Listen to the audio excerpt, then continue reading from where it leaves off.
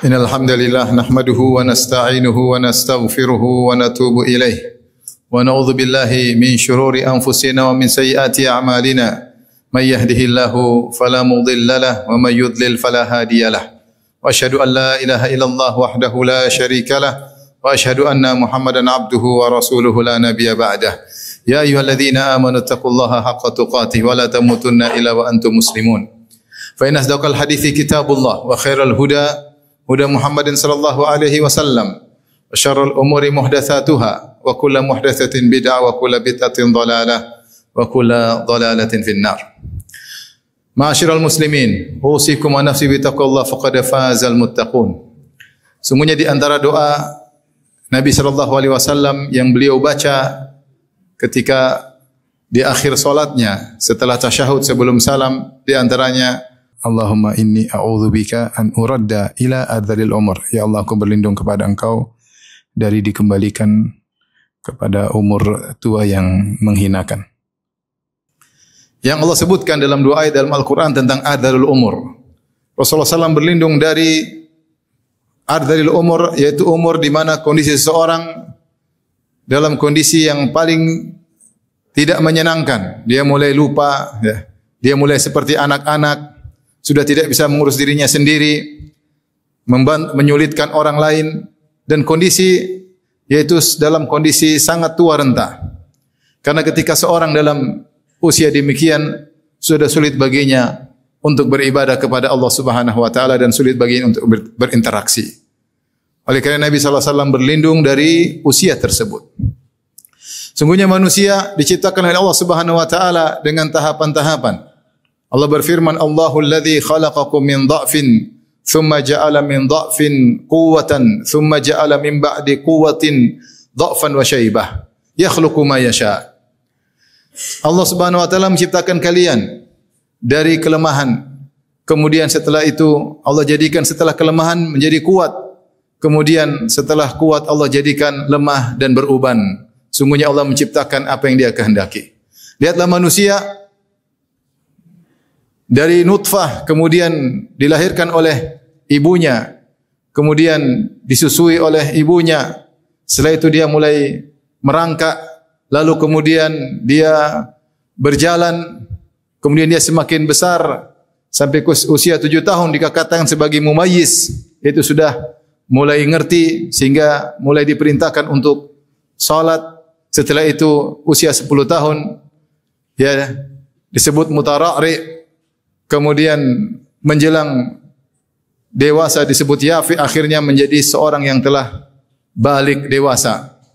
Setelah itu dia terus berkembang hingga akhirnya dia mencapai seorang pemuda yang berusia 30 sampai 40 tahun dan sampai marhalat asyud, yaitu yang sangat kokoh, yaitu antara usia 30 sampai 40 tahun. Setelah usia 40 tahun masa mudanya telah berakhir, maka dia masuk dalam marhalah al-kuhulah, yaitu marhalah bapak-bapak sampai usia 60 tahun. Setelah 60 tahun maka dia masuk dalam marhalah asy-syaikhukhah, yaitu kakek-kakek. 60 terus berlanjut sampai kalau dia berusia lanjut sampai 70. Kemudian berlanjut sampai kalau dia masih hidup terus akhirnya ardhalil umur, di masa tua yang sangat renta.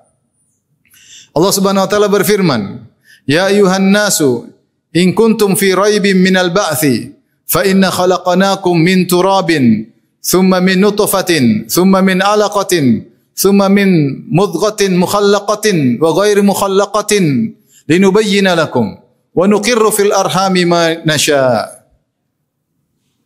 Kata Allah Subhanahu wa taala, wahai manusia sekalian, jika kalian ragu tentang hari kebangkitan, sungguhnya kami telah menciptakan kalian dari air mani, dari nutfah.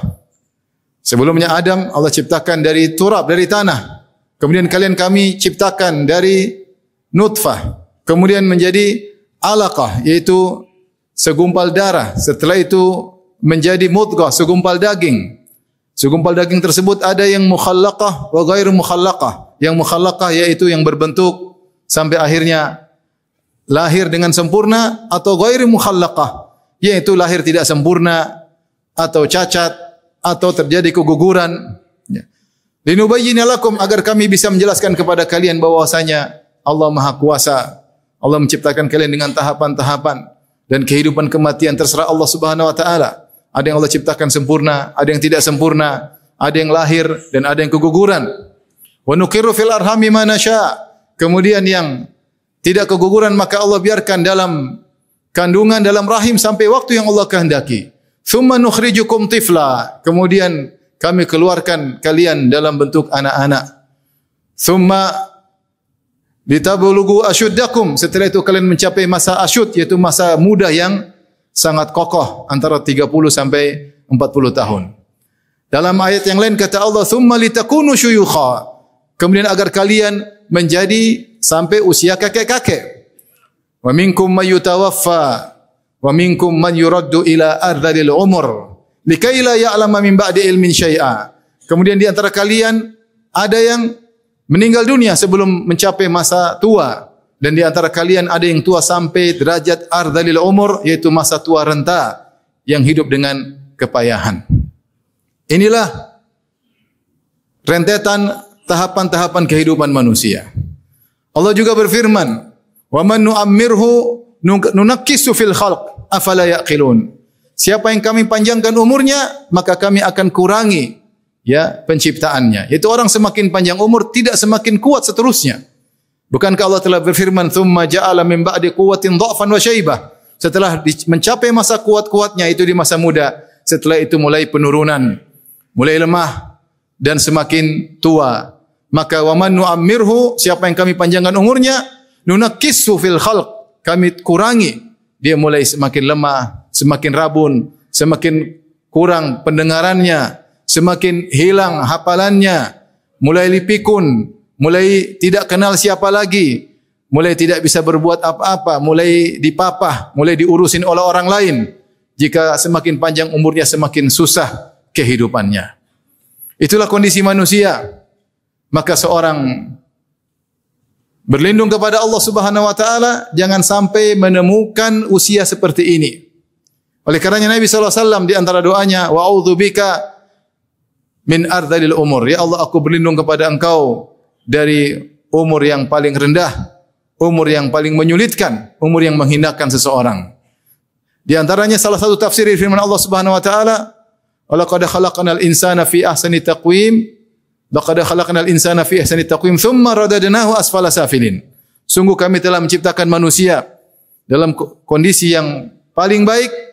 Kemudian kata Allah, thumma radadnahu asfala safilin. Kemudian kami kembalikan dia kondisi yang paling rendah. Di antara tafsiran para ulama yaitu ardhalul umur, umur yang paling rendah. Disebut ardhal yaitu radhilah, rendah, karena tidak bisa lagi diharapkan untuk kembali menjadi baik, tidak bisa menjadi kuat lagi. Dan itu marhala yang paling terakhir, yang paling buruk.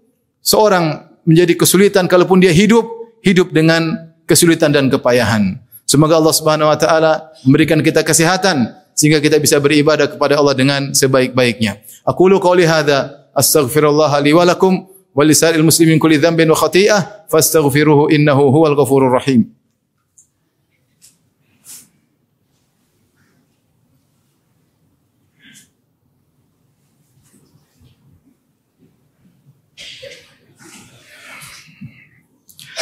Alhamdulillahi ala ihsanih, syukru lahu ala taufiqihi wa amtinanihi, asyhadu an la ilaha illallah wahdahu la syarika lahu ta'ziman li sya'nih, wa asyhadu anna Muhammadan abduhu wa rasuluhu da'ila ridwanih.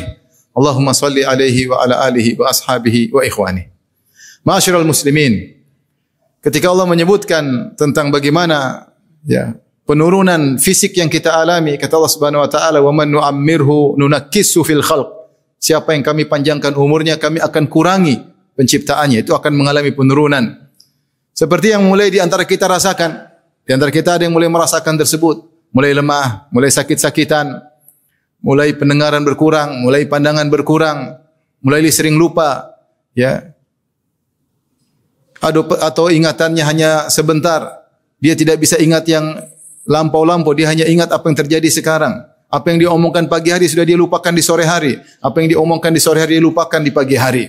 Sebagian kita sudah mulai merasakan tersebut. Itu tanda-tanda ardhalul umur. Sampai pada puncaknya menjadi pikun, sampai terkadang suaminya tidak dia kenal, istrinya tidak dia kenal, anak-anaknya pun tidak dia kenal. Jadilah dia pikun sehingga dia sulit untuk beribadah dan sulit untuk hidup dengan baik. Allah menceritakan ini semua, kata Allah Subhanahu wa taala, "Wa man nu'ammirhu nunakkisu fil khalq." Siapa yang kami panjangkan umurnya, kami kurangi fisiknya, kurangi kehidupannya, ya. Supaya apa? Supaya apa?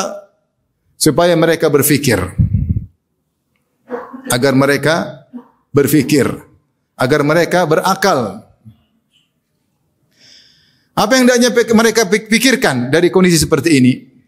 Di antaranya seorang harus sadar ketika dia diberi kesehatan oleh Allah Subhanahu wa taala, jangan dia tunda-tunda untuk beribadah kepada Allah Subhanahu wa taala. Mumpung dia masih kuat, mumpung dia masih sehat. Makanya Nabi sallallahu alaihi wasallam mengatakan, bersegeralah beramal, iktanim khamsan qabla khamsin. Manfaatkan 5 kesempatan sebelum datang 5 perkara. Di antaranya kata Nabi sallallahu alaihi wasallam, syababaka qabla haramik, masa mudamu sebelum masa tuamu. Karena orang kalau sudah tua sulit untuk beribadah.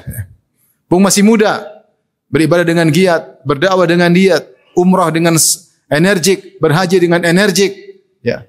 Membantu orang tua, berbakti pada orang tua, menyambung silaturahmi, baca Quran dengan kuat, salat malam dengan kuat. Ketika sudah tua, maka sulit. Makanya Rasulullah SAW mengatakan, syababaka qabla haramik. Masa mudamu manfaatkan sebelum datang masa tuamu. Sehataka qabla maradik. Sehatmu sebelum sakitmu. Kalau kita sudah tua semakin banyak penyakit, ya.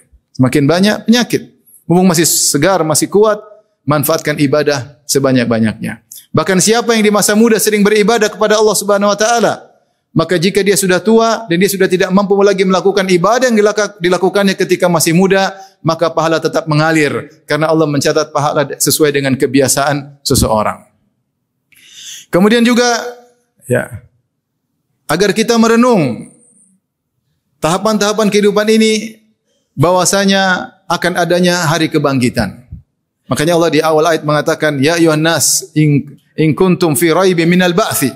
Jika kalian ragu tentang hari kebangkitan, fa inna khalaqnakum min turabin thumma min nutfah, dan seterusnya. Sungguhnya kami telah menciptakan kalian dari tanah, dari nutfah, terus sampai ardhil umur. Yaitu Allah Subhanahu wa taala mampu menciptakan kalian dari tanah menjadi manusia. Allah mampu menciptakan kalian dari air mani kemudian menjadi manusia yang lemah, kemudian kuat, kemudian lemah kembali. Maka jika kalian sudah menjadi tulang belulang, untuk mengembalikan kalian lagi kuat untuk hadir di hari kiamat, maka sangat mudah bagi Allah Subhanahu wa taala. Agar kalian tahu bahwasanya akan ada namanya hari kebangkitan dan ada namanya hari persidangan dan akan adanya hari pembalasan. Hari tersebut setiap kita akan dibalas oleh Allah Subhanahu wa taala atas semua amalan yang kita lakukan di dunia ini. Maka waspadalah dan bersiap-siaplah. Perubahan fisik kita mengingatkan kita akan adanya hari kebangkitan. Demikian juga di antara faedah yang bisa diambil, adanya perubahan fisik kita untuk mengingatkan bahwasanya kita tidak hidup selamanya di atas muka bumi ini. Kalau seandainya kita tidak diberi peringatan oleh Allah dengan uban, dengan kelemahan, mungkin kita lupa, kita sangka kita akan hidup selama-lamanya. Maka di antara rahmat Allah Subhanahu wa taala, Allah memberikan perubahan fisik bagi kita sedikit demi sedikit agar kita sadar kita ini akhirnya akan sirna. Kita akan meninggal dunia. Bahwasanya dunia ini bukan untuk tinggal kita selama-lamanya. Dia hanyalah tempat darul ubur, hanya tempat untuk nyebrang, bukan darul qaror, bukan tempat untuk abadi tinggal di sana. Oleh karenanya, jangan terpedaya dengan dunia. Ya. Jangan terpedaya dengan kenikmatan-kenikmatan yang menipu. Siapkan diri kita untuk tinggal di tempat yang abadi. Demikian juga di antara faedah yang bisa kita ambil.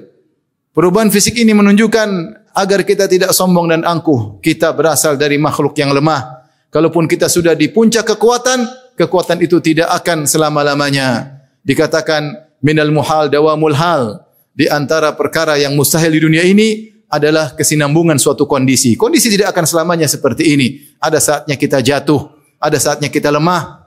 Maka jangan pernah sombong dengan apa yang Allah berikan kepada kita. Innallaha malaikatahu yusalluna 'alan nabi. Ya ayyuhalladzina amanu sallu 'alaihi wa sallimu taslima.